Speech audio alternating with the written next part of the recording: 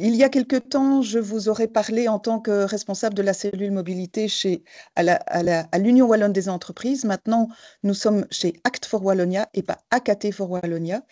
Act est l'alliance entre l'Union wallonne des entreprises et les 5 chambres de commerce et d'industrie. Nous représentons 24 fédérations membres, soit à peu près 80 000 entreprises en Wallonie, avec un rôle de lobby, de défense de l'entrepreneuriat et de l'entreprise, et surtout des conseils aux entreprises via différentes cellules conseils, comme la cellule environnement, la cellule mobilité, le NCP, etc. Alors moi, je suis responsable de la cellule mobilité.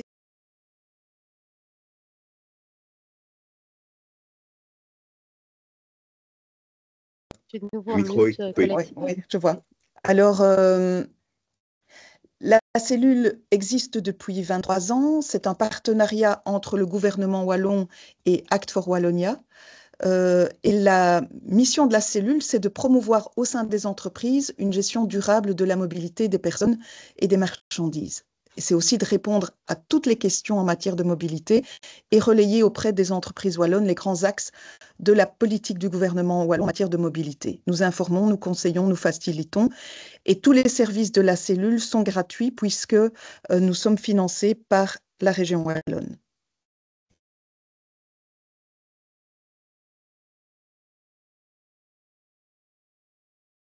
Visiblement, chaque fois que je change de slide, mon micro se coupe.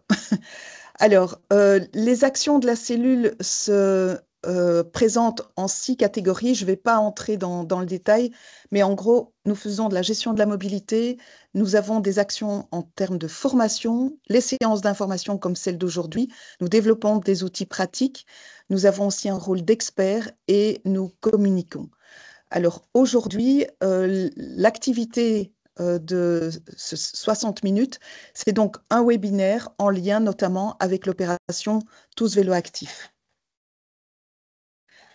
Alors, Tous Vélo Actifs, c'est un programme que nous accompagnons depuis déjà pas mal d'années et qui a pour mission d'encourager l'usage du vélo pour les déplacements domicile-travail. On propose un accompagnement à de grosses entreprises ou de grandes entreprises ou de gros employeurs sur le long terme avec audit, plan d'action, animation, workshop, etc. Et nous avons aussi, pour le moment, mais ça va arriver tout doucement à son terme, mais on développera la suite de manière plus ponctuelle, nous accompagnons aussi les PME dans le cadre d'un projet qui s'appelait le PME by Coaching et qui avait été financé par le SPF Mobilité et Transport. Le programme s'arrête le mois prochain. On a déjà fait pas mal de choses. Néanmoins, on pourra poursuivre un accompagnement spécifique pour les plus petites entreprises. Alors, l'équipe est composée de 6 personnes que nous sommes à votre disposition, évidemment. Et je sais que normalement, ce serait plus malin de le faire après, mais je vais en parler déjà maintenant, comme ça, j'ai la parole. Nous avons pour le mois de juin encore 3 événements à vous signaler. Le premier, c'est une réunion du réseau des Mobility Managers sur la thématique des assurances et assistances et sur la prévention. Sera organisée le 4 juin à la VIC et c'est strictement réservé aux Mobility Managers. Nous aurons comme experts la OSR et Assuralia. Puis le 6 juin, dans nos locaux à Namur, nous organisons une fresque de la mobilité. Si l'un d'entre vous veut voir ce qu'est une fresque de la mobilité, il y a encore des places, vous pouvez nous rejoindre. Et puis le 27 juin, le service public de Wallonie organise un webinaire pour préparer la semaine de la mobilité. Et comme nous sommes pour les entreprises l'acteur qui organise cette semaine de la mobilité, nous co-organisons avec le service public de Wallonie cet événement. Ce qui m'amène à vous dire que vous pouvez dès à présent réfléchir à la semaine de la mobilité, à votre programme, que nous sommes à votre disposition pour vous aider à préparer ce programme. Et vous pouvez aller sur le lien qui est marqué dans le slide pour avoir déjà toute une série d'outils qui vont vous aider à organiser cette semaine de la mobilité. Il y aura aussi un challenge piéton-vélo qui est en quelque sorte en lien avec la thématique du jour. Alors revenons maintenant à la thématique du jour, à savoir les coûts-bénéfices du vélo classique et du vélo électrique. Notre expert, c'est Bas de Geus, qui est détenteur de plusieurs masters en éducation physique, en physiothérapie, etc. Il a mené une carrière académique à la KUL et maintenant à l'UC Louvain. Et il est l'auteur de très, très nombreux articles sur les effets du sport et surtout du vélo et de la mobilité active en lien avec la santé, en mettant aussi l'accent sur les pollutions, etc. Donc, je pense qu'il pourra nous introduire la thématique de la meilleure des façons et je vais lui laisser maintenant la parole. Je vais... Voilà. Bonjour tout le monde. Maintenant, je ne vois pas si vous voyez encore déjà ma présentation. Non, pas encore. Tu dois la repartager comme à tantôt. Voilà. OK. Oups. Je vais partager dans Teams.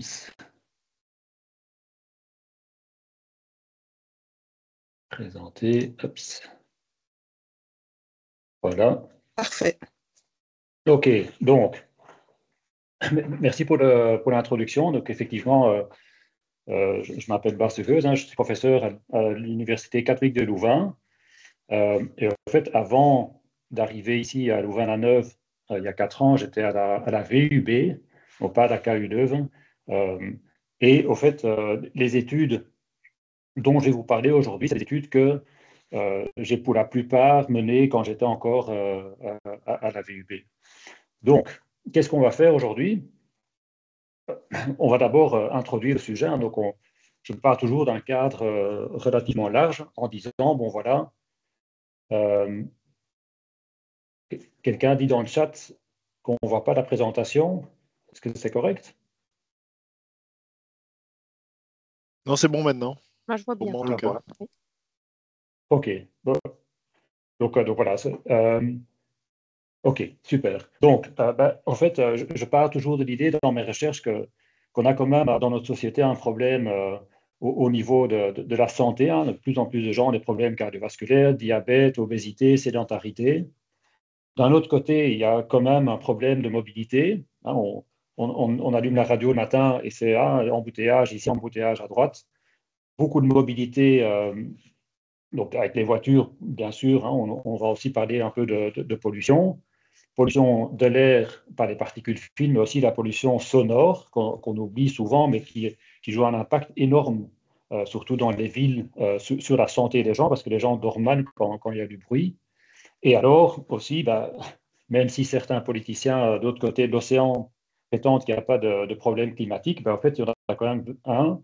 Et que donc, tout ça nous mène à se dire, mais en fait, on roule beaucoup en voiture parce qu'on aime ça, parce que c'est facile, mais que si on arrivait à changer notre mobilité, notre façon de se déplacer, plus vers une mobilité active, on pourrait bon, bien sûr pas tout à fait, mais résoudre un problème de pollution de l'air, de mobilité et aussi en même temps du système et de notre santé au fait.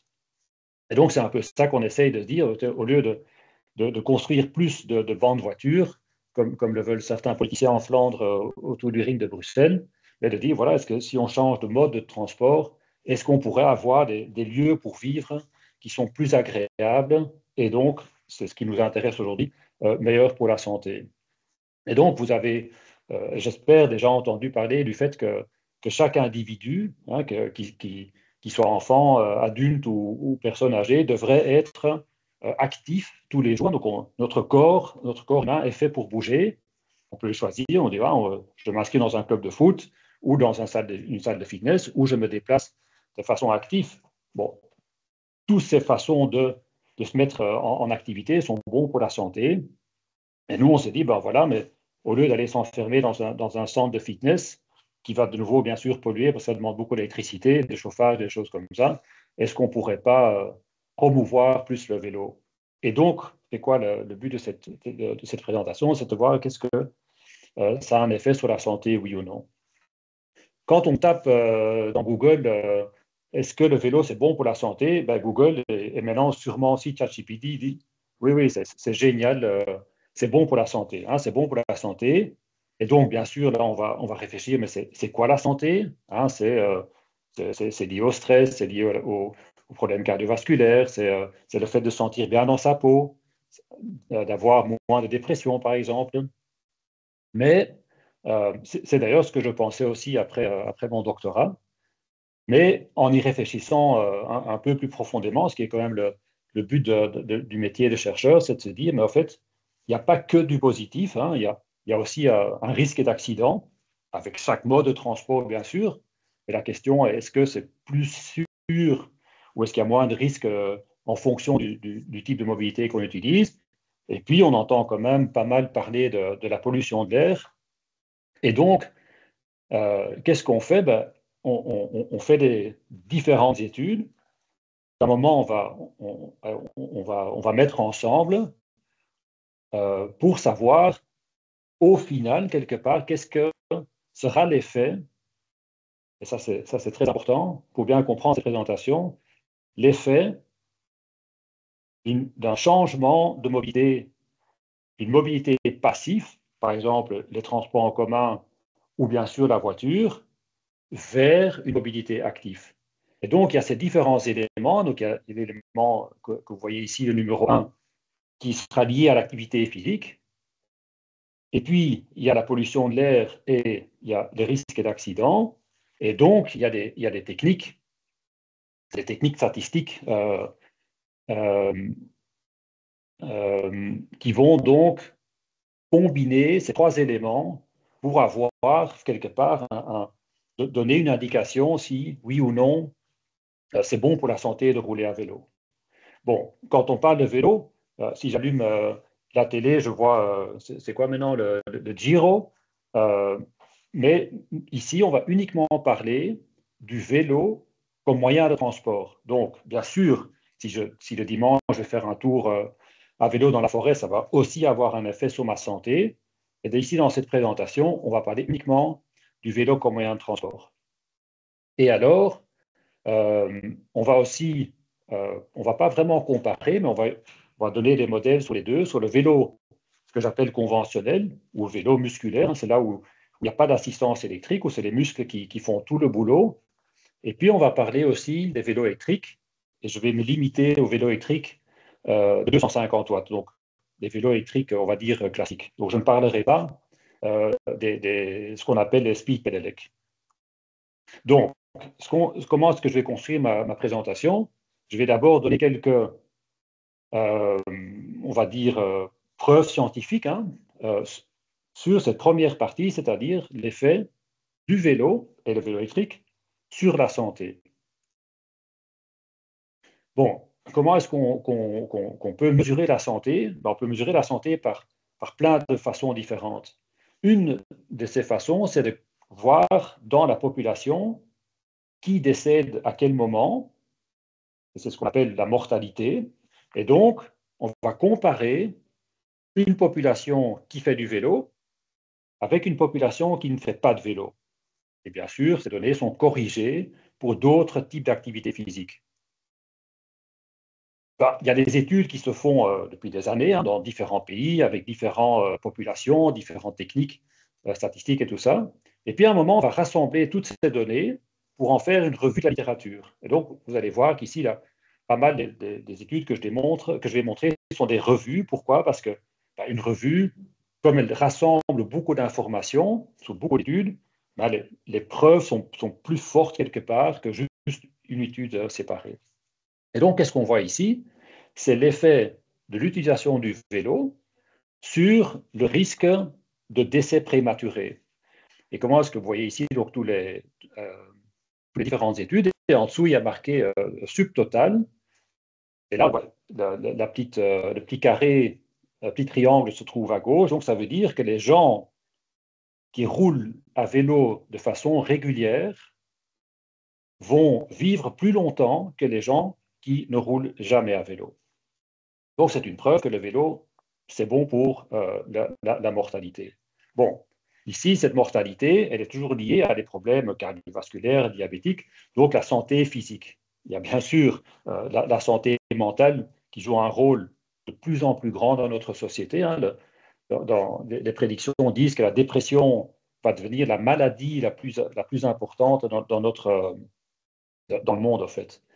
Et donc, qu'est-ce qu'on voit ici? C'est de nouveau des études qui ont été menées, mais uniquement sur la santé mentale. Et donc, quand on compare des personnes qui roulent à vélo comme moyen de transport et des gens qui n'utilisent pas le vélo comme moyen de transport, c'est qu'au niveau des symptômes de dépression et d'anxiété, hein, c'est les deux facteurs de santé mentale qui sont le plus significatifs, sont donc beaucoup plus positifs pour ceux qui roulent à vélo que ceux qui ne roulent pas à vélo. Bon, quand je dis ça, souvent j'ai de retours comment on appelle ça en français, des directeurs de sociétés, d'entreprises, et qui me disent, oui, mais moi, ce que vous me dites, la mortalité, c'est après la pension. Donc, quelque part, moi, ça ne m'intéresse pas. Et donc, qu'est-ce qu'il y a aussi d'autres études qui ont été voir l'absentisme d'un côté et la productivité de l'autre. Et donc, là, de nouveau, quand on compare ces deux populations, cyclistes et non cyclistes, même si, et c'est ce qu'on va voir tantôt au niveau d'accidents, il y a des accidents à vélo et que le risque est quand même différent par rapport à l'utilisation de la voiture, mais que si on compare tous les cyclistes et leur absentéisme avec l'absentéisme de tous les automobilistes, eh bien, on voit qu'il y a quand même un gain du vélo, et donc ça veut dire que les gens qui roulent en voiture sont plus souvent absents que les cyclistes. Et la même chose pour la productivité. Et ça, dans l'entreprise, c'est quand même intéressant de dire que les cyclistes sont plus productifs. On peut mesurer la productivité par plein de façons différentes que les gens qui se rendent au bureau en voiture. Donc, ce que j'ai montré jusqu'à présent, c'est ce qu'on appelle des études de cohorte ou d'épidémiologie, c'est-à-dire on compare une population qui fait quelque chose avec une population qui fait autre chose. Et là, on pourrait se dire, oui, mais qu'est-ce qui se passerait si cette population qui vient en voiture changerait leur comportement et deviendrait des cyclistes? Et ça, c'est ce qu'on appelle des études interventionnelles. Et donc, vous voyez, la date, en dessous, je mets chaque fois les références, c'est 2009, hein, c'était la période où je travaillais à mon doctorat, où on a pris un groupe de personnes qui n'avaient jamais roulé à vélo, on leur a offert un vélo, et on leur a demandé de rouler à vélo pendant 1 an. Qu'est-ce qu'on a vu? Ce n'est pas une grande surprise, hein, que leurs conditions physiques, que leur capacité physique avaient augmenté dans le groupe qui était devenu des cyclistes par rapport au groupe qui sont quelque part restés des automobilistes. Alors là, c'est très intéressant, j'étais très fier. Et à côté de ça, on les a invités au laboratoire et on avait aussi fait des prises de sang pour mesurer, par exemple, les taux de cholestérol, et ils devaient remplir des questionnaires dans lesquels on a mesuré la qualité de vie et la vitalité.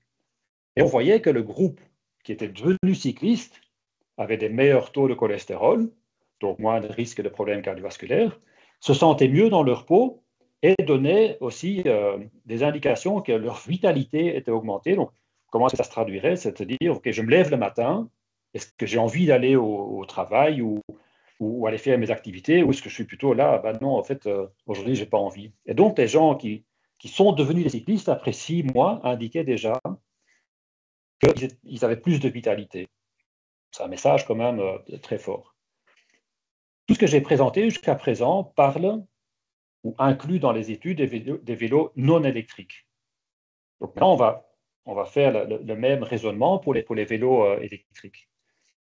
Vous imaginez bien que quand on étudie l'effet sur la santé, d'activité physique sur la santé, il faut bien tenir compte de ce petit graphique ici. Et c'est quoi? Ça veut simplement dire qu'au plus qu'on fait d'activité physique, cette activité physique peut être du sport, hein, ça peut être jouer au tennis ou la mobilité active, c'est qu'au plus que je fais d'activité physique, au plus que je vais avoir un effet positif sur ma santé. Hein, c'est ce qu'on appelle la fameuse relation dose à réponse. Et donc, cette dose, elle est importante. Ce niveau d'activité physique est important. Pourquoi? Parce qu'elle va définir la santé et on va pouvoir la décomposer en intensité, en fréquence et en durée des déplacements, dans notre cas. L'intensité, on pourrait se dire, oui, mais si je roule avec un vélo électrique, l'intensité est plus basse. Et comment est-ce qu'on pourrait mesurer l'intensité? C'est la pression que je dois mettre sur les pédales, ou par exemple la fréquence cardiaque. La fréquence cardiaque va être moins élevée sur un vélo électrique. Et donc, on pourrait se dire, vu que la dose est moins élevée sur un vélo électrique, l'effet sur la santé pourrait être moins prononcé. Mais il y a aussi la fréquence. Est-ce que je me déplace une fois à vélo vers mon boulot ou tous les jours? Et la durée, est-ce que je vais rouler 5 minutes ou est-ce que je vais rouler 1 heure et demie? Une des dernières études que j'ai faites quand j'étais encore à la VUB, donc on a pris un groupe d'individus, une petite quarantaine d'individus. On avait 2 vélos à disposition.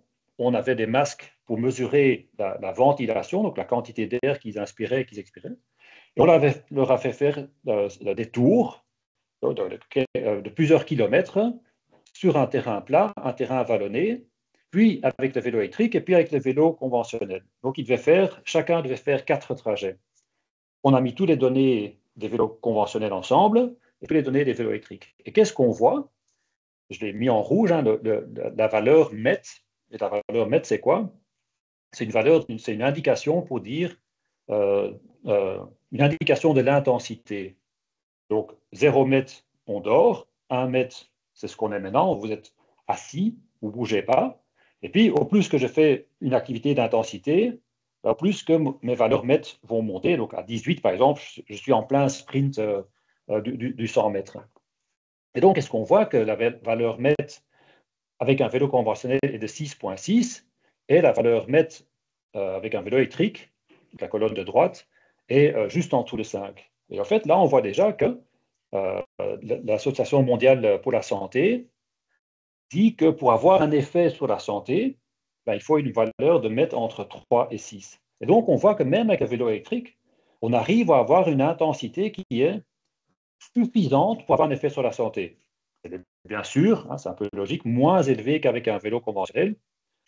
Cette intensité, on pourra aussi la mesurer par la fréquence cardiaque. La fréquence cardiaque est moins élevée avec un vélo électrique qu'avec un vélo conventionnel. Donc là, on pourrait dire, mais en fait, l'effet sur la santé d'un vélo électrique est moins élevé qu'avec un vélo conventionnel.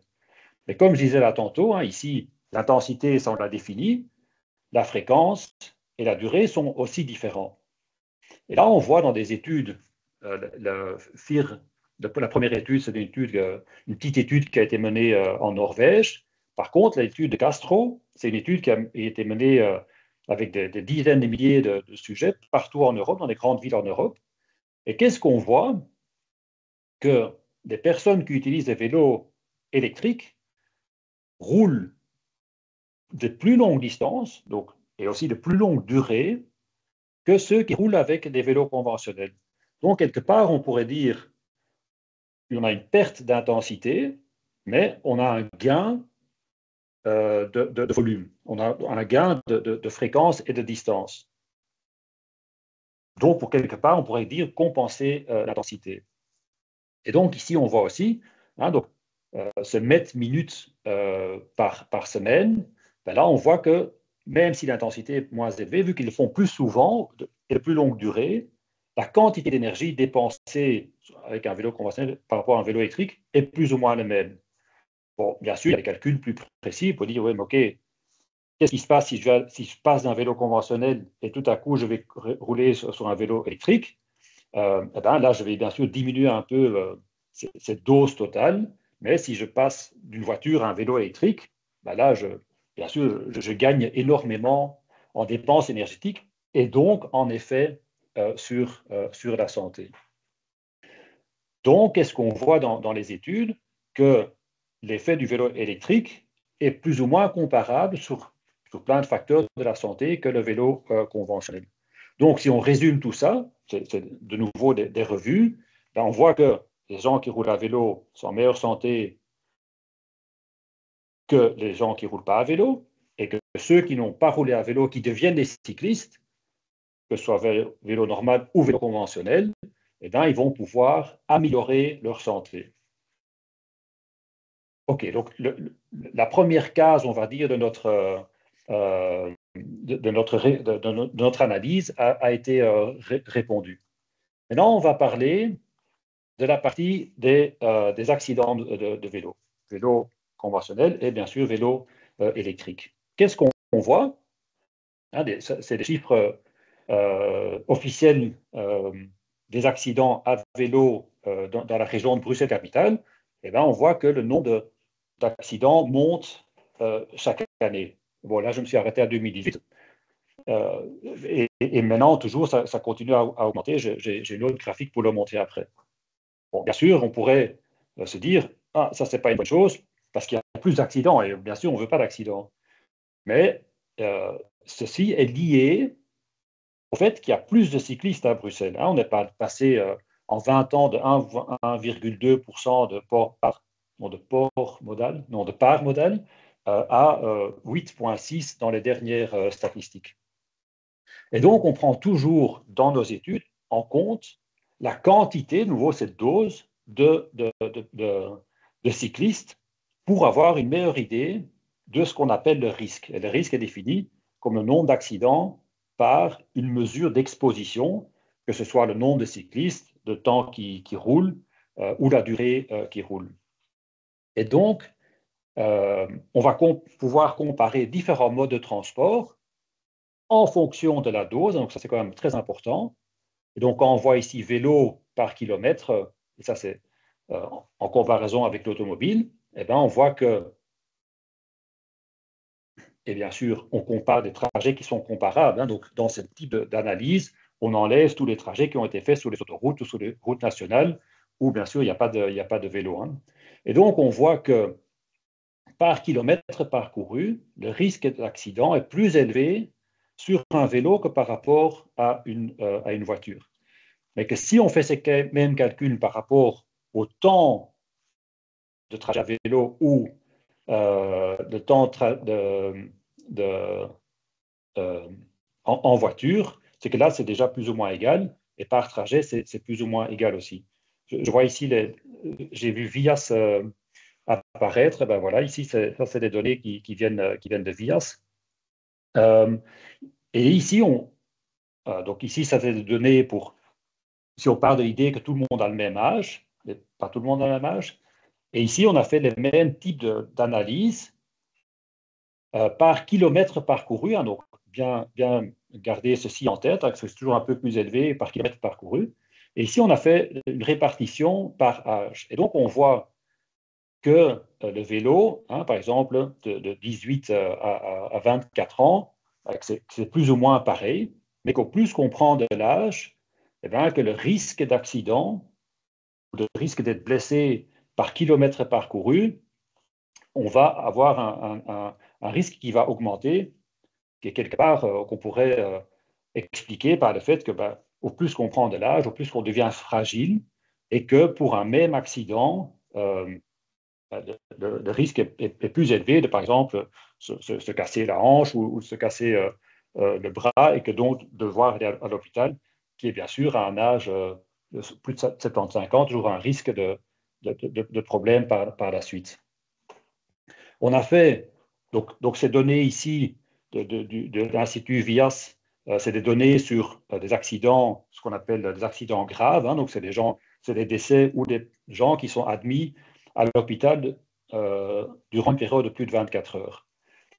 On a fait nous-mêmes une étude en Belgique où on a demandé à un grand groupe de personnes de, pendant 1 an, chaque semaine, on leur a envoyé un mail chaque semaine, de remplir le nombre de kilomètres qu'ils avaient fait la semaine précédente et la fréquence et la durée, et que chaque fois qu'ils avaient un accident, ils devaient remplir, et ce n'était pas un petit questionnaire, c'était un long questionnaire, sur plein de détails de leur accident. Et ce qui était intéressant, c'est qu'on a pu comparer les 3 régions. Et qu'est-ce qu'on voit? En Flandre, il y a 34 accidents, région de Bruxelles-Capitale, 28, Wallonie, 8. Et bien, on pourrait dire, mais c'est génial, c'est en Wallonie l'endroit le plus sûr pour rouler, et il faut surtout pas rouler en Flandre. Et ça, c'est le nombre absolu. Et on sait qu'en Flandre, il y a plus de cyclistes qu'en Wallonie et qu'à Bruxelles. Et donc, en comparant ces données-là, donc c'est les données absolues par rapport aux données relatives, par rapport au nombre de kilomètres parcourus, on voit que le risque d'accident par kilomètre parcouru en région de Bruxelles-Capitale était significativement plus élevé qu'en Flandre. Heureusement, ici on parle, c'est dans le titre, de minor bicycle accidents, des accidents où il y a eu un dégât matériel et puis physique, quelqu'un qui s'est mal à l'épaule ou à la cheville, mais qui ne demandait pas au sujet de devoir rester à l'hôpital de plus de 24 heures. On parlait des données de VIAS, ce type de données ici. Qu'est-ce qu'on voit à Bruxelles? C'est que le nombre d'accidents entre 2010 et 2022, le nombre d'accidents augmente systématiquement. Le nombre de cyclistes augmente aussi systématiquement. Et quand on va donc calculer le risque, on voit que c'est la ligne bleue qui est en dessous, c'est qu'en fait, le risque d'accident par cycliste diminue légèrement au fur et à mesure des années. Il faut bien avoir la colonne de droite en 2022. Et donc, ça, c'est ce qu'on appelle le fameux principe du safety in numbers. Qu'est-ce que ça dit? Au plus qu'il y a de cyclistes, au plus que la sécurité pour le cycliste va augmenter. Donc, il y a quelque part un énorme, en tout cas pour nous, une énorme motivation pour dire aux gens, mais en fait, il faut absolument continuer à rouler à vélo, il faut stimuler les gens à rouler à vélo, parce qu'au plus qu'il y a de cyclistes, au plus que ça va devenir, au plus que la sécurité va augmenter. Ça, c'était plutôt pour les vélos. Bon, ces données ici, c'est pour vélos conventionnels et vélos électriques. Ici, on a fait des études sur les vélos purement électriques, et là, on voit que les résultats sont un peu plus mitigés. Donc, qu'est-ce qu'on dit? Que le risque, il y a des études qui montrent que les risques d'accident sur un vélo électrique sont plus élevés que sur un vélo conventionnel. Mais il faut faire attention parce qu'il faut toujours savoir qui utilise les vélos électriques et qui utilise les vélos normaux. Et on voit que les personnes qui sont moins habituées à rouler à vélo vont plus vite choisir des vélos électriques. Et que donc, quand on prend en compte cette habitude de rouler à vélo, ce qui va être traduit quelque part par exemple, le genre ou l'âge, en fait, cette différence diminue pas mal. Et alors, quand on va voir dans la severity, donc la gravité de l'accident, on voit que, surtout chez les femmes, les accidents sont, pour les mêmes accidents, les résultats sont plus graves avec un vélo électrique qu'avec un vélo conventionnel. Et alors, ça c'est une étude qu'on a nous-mêmes menée en Belgique et aux Pays-Bas, où on a pu démontrer, voilà, ça c'est juste une étude chez nous, que le risque d'accident sur un vélo électrique était plus élevé que sur un vélo conventionnel. Mais alors, ce qu'on trouvait encore plus intéressant, c'est que ceux qui indiquaient dans le questionnaire qu'ils appelaient ce qu'on a appelé mental impairments, ça veut dire quoi? On demandait aux gens, si vous roulez à vélo, et que vous êtes dans une situation de trafic assez dense, où il y a des voitures qui vous dépassent, ça klaxonne, il y a des feux, donc une grosse densité de trafic, est-ce que vous vous sentez à l'aise ou pas? Et ceux qui disaient qu'ils se sentaient moins à l'aise étaient plus vite impliqués dans un accident que ceux qui se disent, oh, moi, où que je roule, je suis jamais stressé quand je roule à vélo. Et aussi, ici, on a démontré que dans la région de Bruxelles-Capitale, il y a significativement plus d'accidents qu'en Flandre. Et donc, une question qu'on me pose souvent, c'est, OK, mais qu'est-ce que... Bien sûr, la société peut faire des choses. À Bruxelles, on a la zone 30, et on voit très clairement une diminution du nombre d'accidents et des gravités d'accidents depuis qu'on a la zone 30.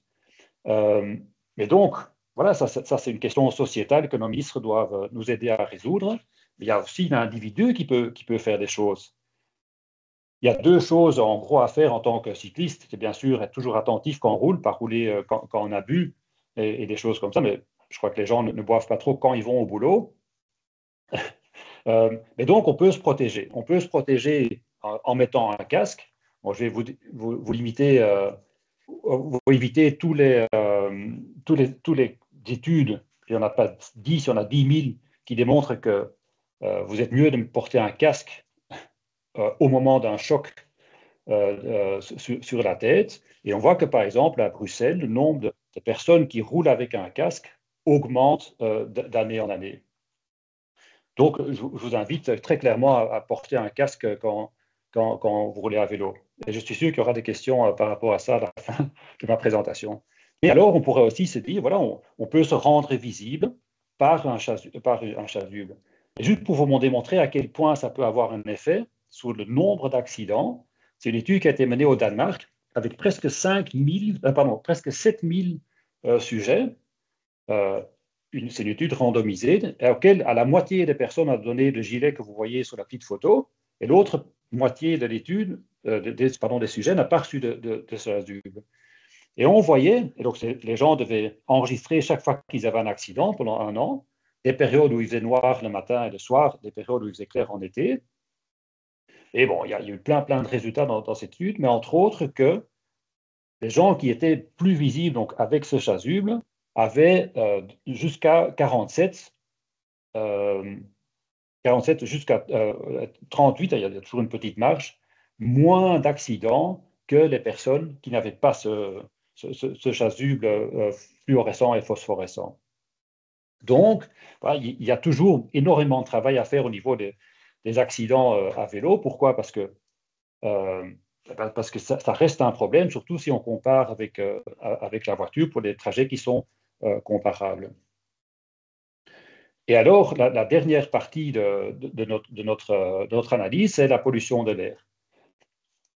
Dans les études qui sont déjà entre-temps plus vieilles, une des études qui avait beaucoup marqué les associations cyclistes avait dit, ils avaient comparé la quantité de pollution dans l'habitacle d'une voiture et puis autour du cycliste. Donc, ils avaient les mêmes appareils, les personnes faisaient les mêmes trajets et on comparait la quantité de pollution. Et on voyait que dans l'habitacle de la voiture, il y avait beaucoup plus de pollution qu'autour du cycliste. Et comment est-ce que les chercheurs ont expliqué ça? Une fois que, je ne sais pas, vous êtes devant un feu, votre voiture va aspirer la pollution, et une fois que cette pollution est dans l'habitacle, au fait, elle ne sait pas s'en sortir. Que là où le cycliste, même s'il est devant un feu derrière une voiture, là, il y a beaucoup de pollution, mais une fois qu'il va rouler, il ne va pas avoir cette pollution. Et bien sûr, je sais très bien, la question qui va venir, c'est, oui, mais le cycliste, il ne va pas utiliser la même trajet que l'automobiliste. Je suis tout à fait d'accord avec ça, bien sûr, et dans nos études, on compare ce qui est comparable, donc sur les mêmes trajets. Mais le problème de cette étude, c'est que la ventilation, donc la quantité d'air qui est inspirée, n'était pas prise en compte. Et vous imaginez bien, avec un cycliste, comme il doit pédaler, et même sur un vélo électrique, il doit pédaler, et donc il va inhaler une plus grande quantité d'air par kilomètre parcouru. C'est ce qu'on a vu, l'étude de Lotthaus au début de cette présentation, là où j'avais montré les données sur les valeurs METS. Et donc, qu'est-ce qu'on a fait? C'était une étude qu'on avait déjà menée avec l'UCL à l'époque. On avait construit une petite valise avec des appareils très, très sophistiqués pour mesurer les particules fines et les particules plus grosses. Et donc, vous voyez sur la photo de droite, on avait mis ça dans une sacoche qui mesurait donc la pollution de l'air. Et vous voyez que le monsieur, là, il a un masque, et ce masque mesurait la ventilation, donc la quantité d'air qui, par minute, est inspirée et expirée. Bon, ici, ce n'est pas la bonne photo, mais on avait fait une étude où on comparait les mêmes trajets, donc c'était les mêmes individus qui roulaient à vélo et qui, après, roulaient le même trajet juste après en voiture. Et une fois, c'était la voiture, puis avant, et puis une fois le vélo. Et on avait fait les mesures dans 3 endroits, à Bruxelles, parce qu'on partait de l'idée que Bruxelles c'était pollué, et c'était pollué.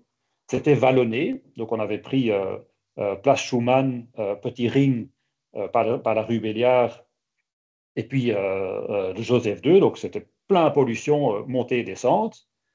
On avait pris Louvain-la-Neuve, qui est vallonné, mais sans pollution, parce que c'est une ville piétonne. Et puis on avait pris Mol. Mol, c'est au fin fond du Limbourg, au nord de la Belgique. C'est tout plat et il n'y a pas de pollution. En tout cas, il n'y a pas de voiture, mais il y avait de la pollution. Pourquoi? Parce qu'ils étaient en train de labourer les champs. Donc, il y avait des particules fines de la poussière des champs. Mais bon, on a pu corriger pour ça. Qu'est-ce qu'on voit? Que ici, on parle d'un ratio. Donc, ça veut dire quoi? On va comparer la ventilation, la quantité d'air inspiré d'un cycliste par rapport à un automobiliste. Et que donc, ah oui, j'étais trop vite. Donc ici, on voit que la quantité d'air, la quantité de pollution, UFP, de Ultra Fine Particles, était plus ou moins pareille entre le vélo et la voiture, quelle que soit la région dans laquelle on a fait des mesures, sauf à Meaux, voilà, parce que là, il y avait de la pollution suite aux particules. Là, on a les données sur la ventilation, donc ça veut dire que le cycliste va inhaler plus ou moins entre 4 et 5 fois plus d'air par distance ou par temps parcouru. Et que quand on va calculer la quantité de particules fines, et vous voyez ici, on a utilisé différentes façons de mesurer la pollution d'air, que le cycliste va inhaler sur les mêmes trajets, les mêmes personnes, plus ou moins entre 4 et 9 fois plus de particules fines que le même trajet d'un automobiliste. Je ne vais pas vous cacher que le jour où on a publié cet article, on a eu beaucoup de réactions extrêmement négatives de la population, de ProVélo, de GRAC, de Fietsersbond pour dire qu'est-ce que vous dites? Vous dites qu'en fait, le vélo, on inhale plus de pollution. Et je dis oui, mais bon, c'est la réalité. Donc, au lieu de paniquer à ce niveau-là, peut-être qu'il faudrait essayer justement de mettre plus de pression sur les gouvernements pour justement essayer de diminuer la pollution et d'informer la population pour dire faites attention au trajet que vous choisissez parce qu'il y a d'autres trajets qui seraient peut-être moins pollués que d'autres. Bon, notre étude ici, c'est une étude dans une situation avec différents moyens de mesurer. Entre-temps, il y a des revues de la littérature qui sont sorties et qui disent plus ou moins la même chose, c'est-à-dire que l'automobiliste va inhaler moins de particules fines pour un même trajet que par rapport à un cycliste. Ici, c'est une étude, là c'est de nouveau l'étude de Lothaus, où on a fait, c'était avec des modèles, on a comparé les trajets vélo conventionnels avec les trajets à vélo de voitures électriques, non pas de voitures électriques, de vélo électrique, pardon. Et donc, on voit que la dose de particules fines par rapport au kilomètre, c'est la figure de gauche, ou par rapport aux minutes, la figure de droite, que la personne qui roule sur un vélo électrique va inhaler plus ou moins 23% de particules fines en moins sur le même trajet que la personne qui roule sur un vélo conventionnel. Donc là, vous voyez, ça joue un peu, il y a l'effet sur la santé, il y a l'accident, la pollution.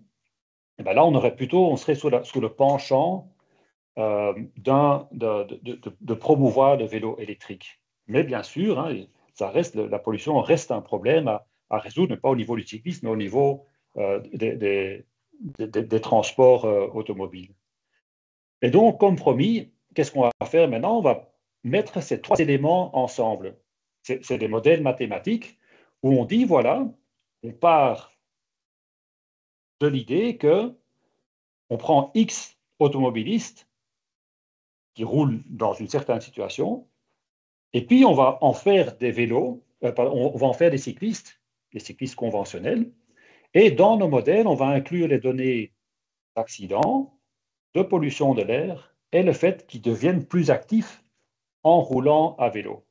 Et donc, le résultat de cette analyse, on va les calculer par rapport à un coût ou un bénéfice pour la santé, mais la santé ou la mortalité, ou par exemple, on va pouvoir dire combien de personnes sont plus en situation d'obésité ou de diabète. Et puis, bien sûr, qu'est-ce que les ministres trouvent intéressant, c'est de savoir combien est-ce que ça va coûter ou combien est-ce que ça va nous rapporter si une partie de la population deviendrait des cyclistes. OK? une des premières études qui a été menée, vous voyez, c'est une étude de 2010, donc elle date déjà un petit peu, mais c'est vraiment une étude phare qui a été faite, dans laquelle ils ont pris ces 3 éléments en compte, la pollution de l'air. Et on voit donc, vous voyez ici dans la colonne à droite, que si on compare pour les mêmes trajets, les automobilistes et les cyclistes, c'était plutôt conventionnel aussi à l'époque, cette population totale de 500 000 personnes qui ont été mises dans le modèle, eh ben, ils vont perdre 21 jours, ils vont donc décéder 21 jours en moins. Et bien sûr, c'est pour toutes les personnes. Hein.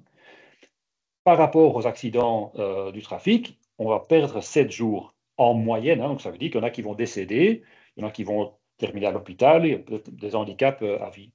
Mais le fait qu'ils deviennent actifs, ils vont gagner 8 mois de leur vie. Et donc, quand on fait la somme, ben en fait, c'est 500 000 personnes, même s'il y en a qui vont décéder suite à des problèmes cardiovasculaires ou suite à des accidents ou des problèmes liés à la pollution, la population en entier va décéder 7 mois plus tard. Et en plus, ils vont être en meilleure santé.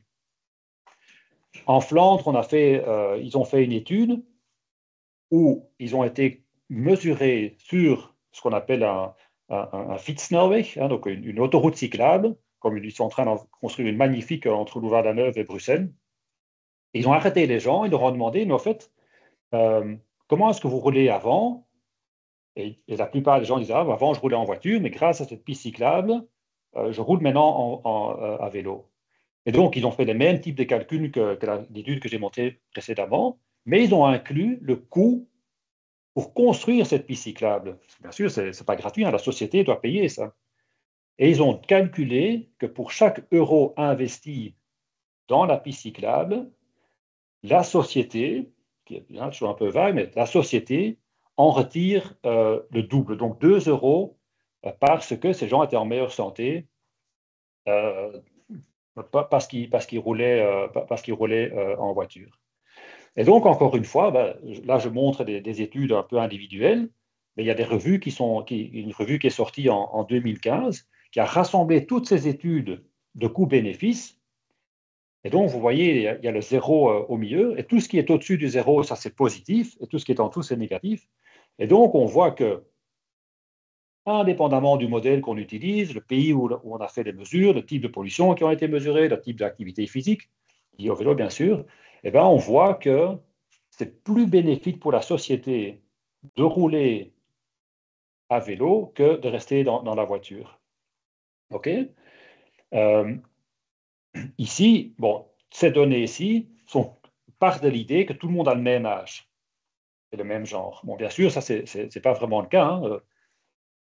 Donc, il faut un peu nuancer ces résultats dans le sens où, quand on compare, si on fait cette analyse par rapport à l'âge, eh bien, on voit qu'au plus qu'on prend de l'âge, au plus que l'effet est prononcé de façon positive. Donc, ça veut dire tout simplement que quelqu'un de 60 ans qui commence à faire du vélo aura un effet plus mesurable que quelqu'un qui commence à faire du vélo quand il a 20 ans.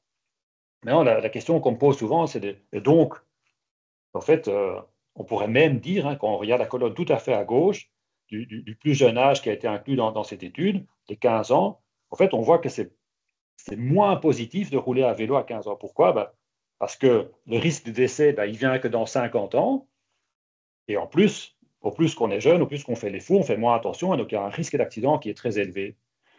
Mais bien sûr, hein, il ne faut pas attendre d'avoir 60 ans pour se mettre à rouler à vélo, parce que si ça tombe, le cancer, il est déjà là, peut-être que le problème cardiovasculaire ou le diabète est déjà là. Donc, il faut, au plus qu'on commence tôt à rouler, et surtout avec les enfants, au plus qu'on a de chances que les gens vont rouler à un âge plus avancé. Donc, au global, on pourrait dire que pour le vélo conventionnel, c'est plus intéressant de devenir cycliste que de rester un automobiliste. Maintenant, ça serait aussi la question super intéressante pour savoir ce que ça ferait si on faisait les mêmes calculs pour le vélo électrique, hein, en sachant que l'intensité est différente, que le risque d'accident est différent, que la pollution est différente. Bon, il n'y a pas encore d'études coût-bénéfice sur le vélo électrique, ou en tout cas pas beaucoup. Le seul que j'ai trouvé jusqu'à présent, et vous voyez, c'est une étude super récente, c'est qu'ils disent que l'effet du vélo électrique est un peu moins prononcé que l'effet du vélo conventionnel, simplement parce que l'intensité reste quand même un facteur très très important, surtout pour les problèmes cardiovasculaires. Mais donc, si la ministre de la Mobilité a quelques euros à dépenser, on serait prêt à faire ces analyses coût-bénéfice pour le vélo spécifique électrique, parce que je pense qu'on a maintenant toutes les données pour le faire. Hein. Donc, c'est un petit appel. Si vous voyez la ministre demain, vous lui demandez des sous. Donc, voilà. Un petit coup de pub, hein, parce que, bien sûr, toutes ces études, quand on les fait, on a besoin de données, on a toujours besoin de sujets. Voilà, si la présentation est partagée, voilà, maintenant, on fait des études sur les trottinettes électriques, que ce soit dans le comportement ou les risques d'accident. Et puis, on a aussi une belle étude, mais qui a déjà été partagée par Act Wallonia Mobilité pour le télétravail. Voilà, merci beaucoup. Un tout grand merci Abbas pour cette présentation extrêmement intéressante et je pense qui a suscité des débats. Voilà, sans étonnement, mais c'est pas grave. Alors, enfin, c'est toujours intéressant. Je mets juste un petit cadre dans lequel on va échanger aujourd'hui. Donc, je rappelle que ici, l'idée c'était de présenter donc le point de vue scientifique par rapport aux coûts et bénéfices du vélo électrique. Il y a eu plein d'échanges qui sont très intéressants, mais qui sont aussi des choix sociétaux.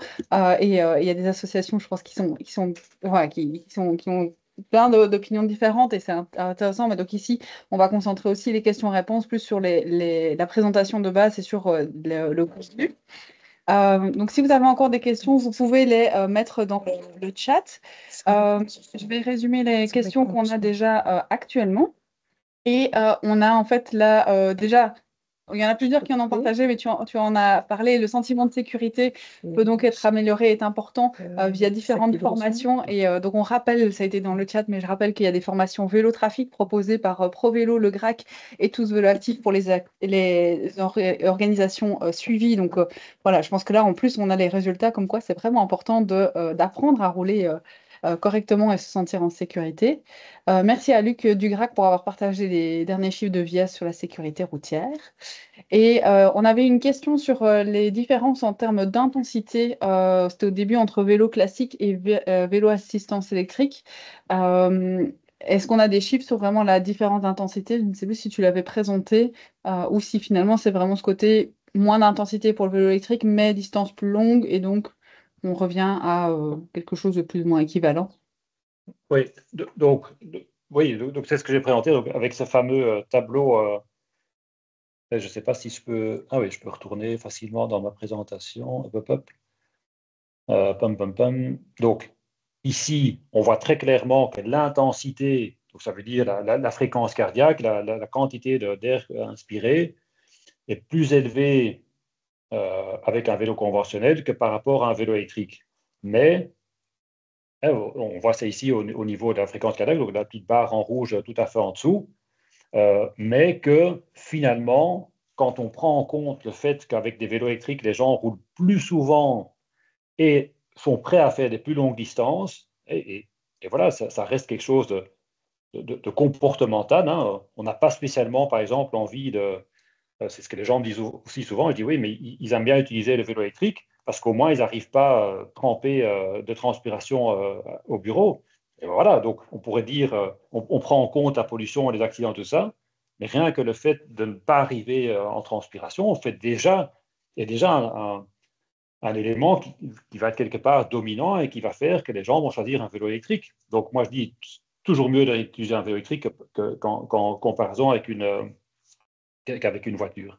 Mais donc, tout ça pour dire que l'intensité est clairement moins élevée, c'est logique, sinon il n'y aurait pas de moteur électrique, mais que parce qu'il roule plus souvent et de plus longue distance, finalement, la quantité d'énergie, donc l'activité physique, sera plus ou moins la même entre des vélos électriques et des vélos conventionnels.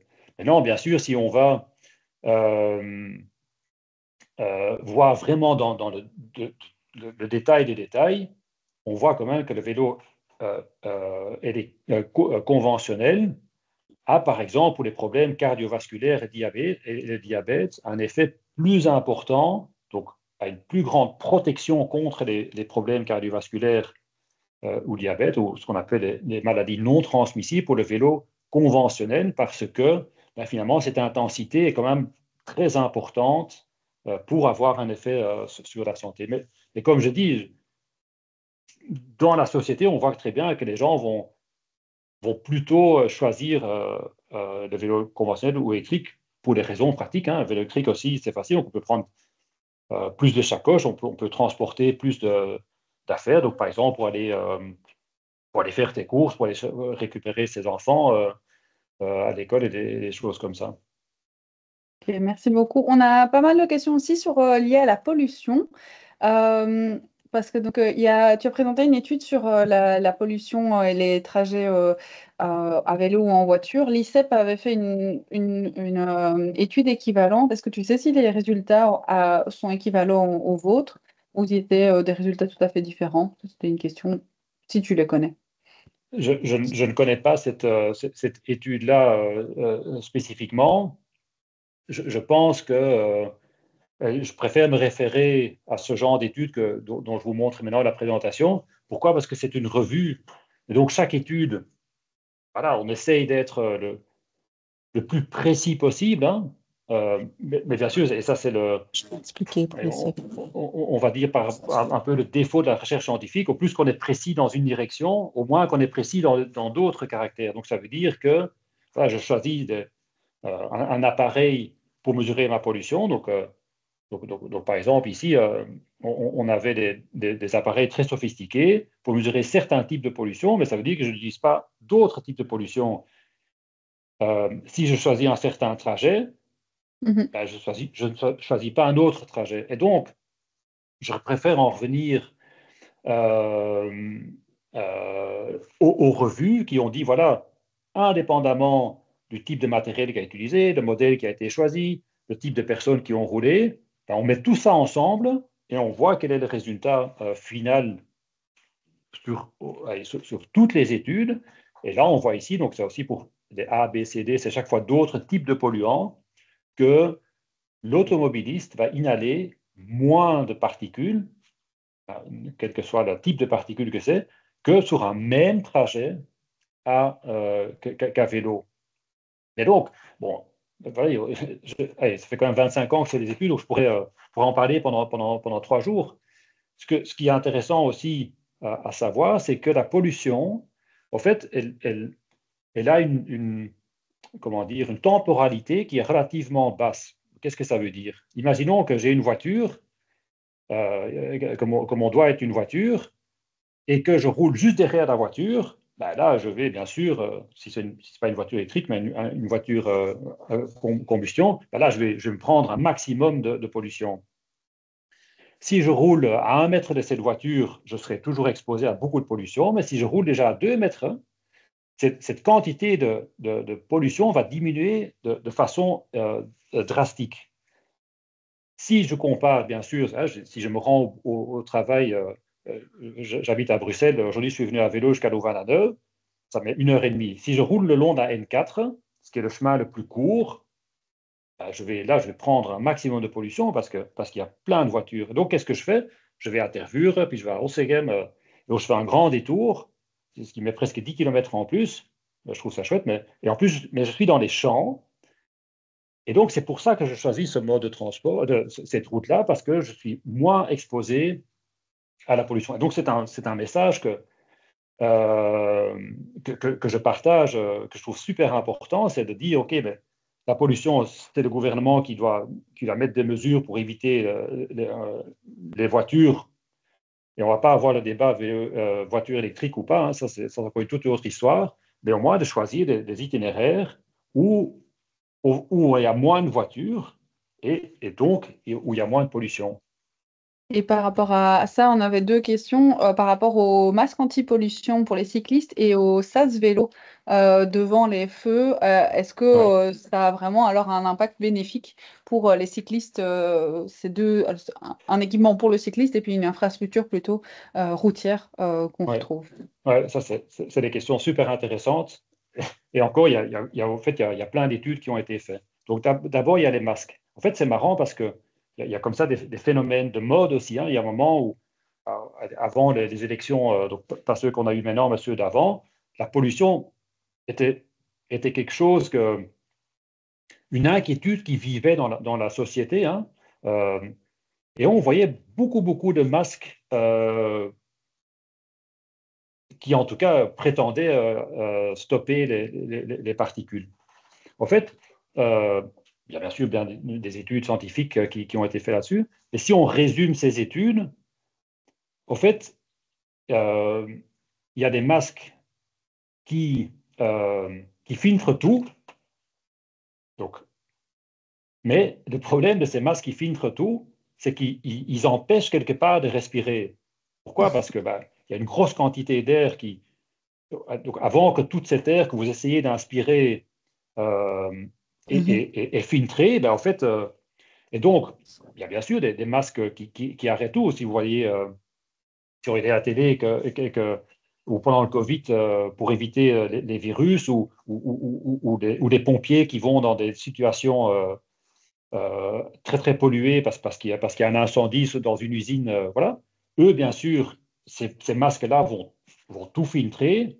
Mais bon, ces pompiers, ils marchent, ils ne font pas de vélo. Et donc, en fait, au moins que ça va filtrer, au plus facile que vous allez avoir d'inspirer. Et que donc, pour pouvoir rouler à vélo, vous allez finalement devoir vous tourner vers des masques auxquels vous allez pouvoir inspirer, mais qui filtrent beaucoup moins. Donc, bon, et puis il y a aussi, il faut bien faire attention parce que il faut bien faire attention quel type de masque vous achetez, parce qu'on a tout simplement, avec beaucoup de choses dans la société, hein, vous cliquez sur Internet, masque, voilà.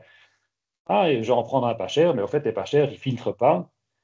Et que donc, moi, je dirais plutôt essayer d'éviter la pollution que d'acheter un masque et que vous allez devoir acheter des filtres régulièrement parce que ces filtres, une fois qu'ils sont saturés, en fait, ils servent plus à rien. Et on dit même que ça devient plus dangereux parce qu'avec l'air chaud que vous avez respiré, il y a toutes les bactéries qui vont se mettre à faire des petits bébés.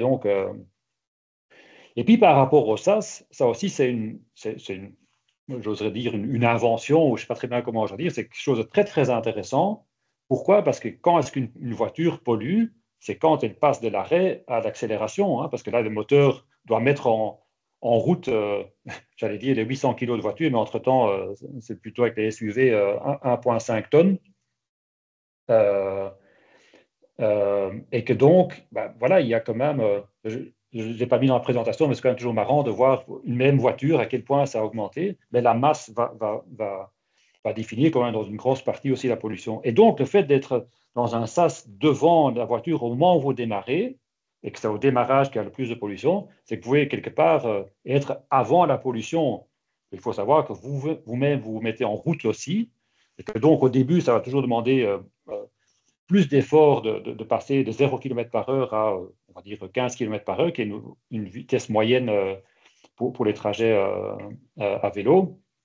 Et le temps que vous vous mettez en route, la voiture se sera mise derrière vous en route aussi, pas polluer, et puis au moins elle va vous dépasser, il y aura déjà moins de pollution. Donc c'est sûrement, d'un point de vue de pollution, mais aussi d'un point de vue sécurité, une bonne chose. Pourquoi? Parce qu'au moins l'automobiliste vous a vu, et donc, au moins, il va vous dépasser, au moins, il vous aura vu. C'est ce qu'on espère. Qu'ils ne sont pas sur leur téléphone. Oui, tu as été aussi des commentaires, on est bien d'accord que voilà, tu as parlé de la visibilité, on parle toujours, enfin visibilité, casque, etc. C'est toujours d'un point de vue cycliste, on n'est pas malheureusement dans la tête de tous les automobilistes. Une Mm. question encore, déjà merci à tous les gens qui sont encore là, on sait qu'on a dépassé un petit peu du temps, mais voilà, il y a encore une question peut-être par rapport, parce qu'il y a eu quelques commentaires sur les speed pedelecs, est-ce que tu les inclus dans les vélos à assistance électrique, est-ce que c'est les mêmes effets? Est-ce qu'il faut des études en plus pour savoir pour le speed pedelec? Ouais. Ou voilà, parce qu'il y a eu quelques questions par rapport aussi voilà, aux distances. On est sûr que quand c'est un speed pedelec, ce sera comme du domicile-travail, etc. Est-ce que c'est aussi intéressant qu'un vélo assistance électrique ou tu cherches des sous pour ça aussi? Oui, c'est une question super intéressante et c'est pour ça qu'au tout début de ma présentation, j'avais clairement dit, et attention, la question reste très pertinente, hein, donc que je n'inclus pas de speed pedelec. Tout simplement, pourquoi? Ben, parce que jusqu'à présent, il n'y a pas encore d'études, ou peut-être sporadiquement, je ne sais pas si c'est un bon mot en français, mais il y a peut-être une ou deux études qui ont été faites sur les speed pedelec.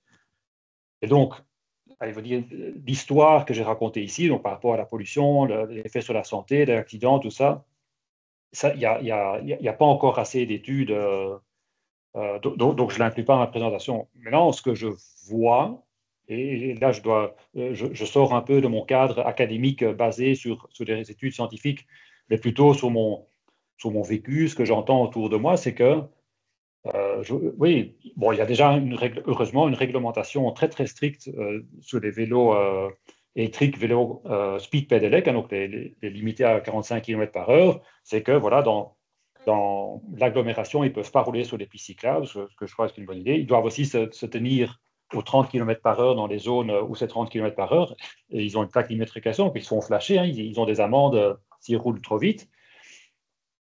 Et alors, bon, ici, on n'a pas parlé de l'individu même, du cycliste en lui-même. Euh, Qu'est-ce qu'on a quand même, et je répète, hein, je n'ai pas des données scientifiques, c'est plus, en néerlandais, on dit un buikgevoel, donc un sentiment plutôt personnel. C'est que qui sont les personnes qui choisissent des speed pedelec? En fait, c'est des gens qui ont plutôt tendance aussi à acheter des grosses SUV, plutôt tendance à aimer la vitesse, le risque et des choses comme ça, parce qu'il ne faut pas oublier 45 km par heure. Moi, je fais ça parfois avec mon vélo de course quand je suis sur une route où il n'y a personne, et je trouve ça très impressionnant de rouler à 45 km par heure. Bon, ces gens-là font ça dans le trafic le matin, le soir, avec. Et donc, je pense que les personnes qui choisissent des speed pedelecs sont aussi des gens qui vont être plus vite menés à avoir un comportement à risque que des gens qui choisissent un vélo conventionnel normal ou un vélo électrique normal, allez, je veux dire, limité à 250 watts ou 25 km par heure. Ok. Mais je préfère des sous pour faire le coût-bénéfice des vélos électriques normal. D'accord, on note. Peut-être encore une petite question, parce que ça, je vois que tu as parlé des différences entre prendre la N4 et les chemins de campagne. Une question alors un peu plus pour si on n'a pas de chemin de campagne, est-il préférable d'être sur une grosse artère avec la piste cyclable séparée de la circulation, mais donc où il y a pas mal de passages de véhicules, ou être plutôt dans des petites rues où on n'aura pas de piste cyclable particulière, donc on sera avec les véhicules, mais avec moins de trafic. Est-ce que là, de prime abord, tu as une idée de ce qui pourrait être le plus intéressant ou c'est au cas par cas? Non, c'est une question super intéressante encore. Euh, et je pense que c'est difficile d'y répondre parce que là, on va dans le cas par cas. Et Mhm. puis, il faut aussi se dire, euh, qu'est-ce que, en tant que personne, je valorise. Si vous avez beaucoup de voitures, vous allez avoir de la pollution. Mais si vous êtes sur une piste cyclable séparée, donc sur la N4, c'est en fait de chez moi jusqu'à Louvain-la-Neuve, j'ai des pistes cyclables qui sont séparées du trafic automobile. Attention, ça veut dire dans le trafic automobile dans la direction dans laquelle je roule. La N4, je ne sais pas ceux qui connaissent, hein, il y a plein de garages, des magasins, donc il y a plein de sorties. Et en fait, qu'est-ce que ça met avec mon vélo de course où voilà, je roule à 25 km par heure. Je- c'est sécurisé parce que je roule dans la même direction que les voitures, mais il y a quand même plein de voitures qui sortent des parkings et des garages. Donc, c'est une des raisons pour lesquelles j'aime pas rouler le long de cette N4, en plus du fait d'avoir la pollution. Mais c'est vrai qu'il y a des routes donc on va dire, de campagne, où je ne suis pas séparé, où j'ai beaucoup moins de voitures, mais que les voitures qui me dépassent dépassent à une vitesse importante. Et ça, c'est ce qu'on appelle les overtaking accidents, donc les accidents qui se passent, ou les crashs qui se passent au moment où on dépasse quelqu'un et de trop près que la personne est déstabilisée et se retrouve dans le, dans le fossé, on va dire. D'ailleurs, on a fait une étude, c'était à Bruxelles, où on a comparé comment les automobilistes dépassaient les vélos normal, vélo avec un enfant derrière, bon, c'était une poupée, hein, c'était pas un vrai enfant, et une charrette. Et en fait, on voyait là très clairement, donc c'était une piste cyclable séparée, donc c'était évolué quelque part, que les voitures, en fait, laissaient la place, plus d'espace entre le vélo et leur voiture quand ils voyaient qu'on transportait un enfant, que ce soit dans le siège ou dans la petite charrette. Donc on se dit, ah, c'est génial, il y a un respect, donc il y a que si on roulait sur le vélo sans enfant. Et on a fait 2000 trajets. C'est mes étudiants qui ont fait ça. Ils ont roulé 2000 trajets et chaque fois, on mesurait. Et alors, ce qui était super intéressant par rapport au comportement, encore une fois, c'est qu'il y avait donc plus de distance quand on transportait le soi-disant enfant, et qu'au moment où la quantité de trafic augmentait, donc hein, quand il y avait plus de passages dans les deux sens, là, tout à coup, les automobilistes s'approchaient de plus en plus du vélo, indépendamment du fait qu'on transporte un enfant ou pas. Donc en fait, là, on se disait, l'automobiliste, il veut bien se décaler, laisser de la place et être courtois, sauf quand ça ne l'arrange pas, parce qu'il y a plus de trafic dans l'autre sens, ben, il va quand même foncer. Et là, on voyait, c'est le petit graphique avec le petit Gauss curve en haut à droite, c'est qu'en fait, ils sont obligés de laisser 1 mètre, hein, c'est la loi, mais qu'en fait, ils ne laissaient pas 1 mètre au moment où le trafic était beaucoup plus dense, et que donc, quand eux, ça ne les arrangeait pas, en fait, ils venaient dangereusement près de quelqu'un qui roule avec un enfant, quoi. Donc, ouais, c'était chouette, ça. Ok. Donc voilà, je pense que tu as répondu à des questions de personnes qui se demandaient qu'est-ce que c'était que cet enfant qui l'ont peut-être croisé sur la route. Je vois qu'on avait annoncé jusque midi et j'ai l'impression qu'on a fait un peu le tour de toutes les questions-réponses. S'il y en a qui ont encore des questions plus particulières, bah, de toute façon, ton adresse mail est accessible. Donc je rappelle que le webinaire a été enregistré. Vous aurez les slides et on va faire un compte rendu de ce webinaire. Encore un énorme merci Bas de Geus pour l'exposé qui je pense a été très intéressant et qui en plus est pile dans la thématique de la semaine de la mobilité. Donc c'est l'occasion d'en parler. Je rappelle qu'on a donc un réseau des mobility managers sur les assurances. On a une fresque de la mobilité qui arrive, la semaine de la mobilité qui toutes les informations se préparent. Et on a aussi un webinaire fin juin sur la préparation de cette semaine de la mobilité et la thématique santé, où on vous proposera pour les entreprises un programme clé sur porte pour vous accompagner dans ce moment. Donc voilà, un tout grand merci à tous les participants et pour les échanges. Encore un énorme merci à Bas de Geus et je vous souhaite un bon appétit à cette heure-ci. Merci Merci, beaucoup Bas. pour votre intérêt. Merci à tous.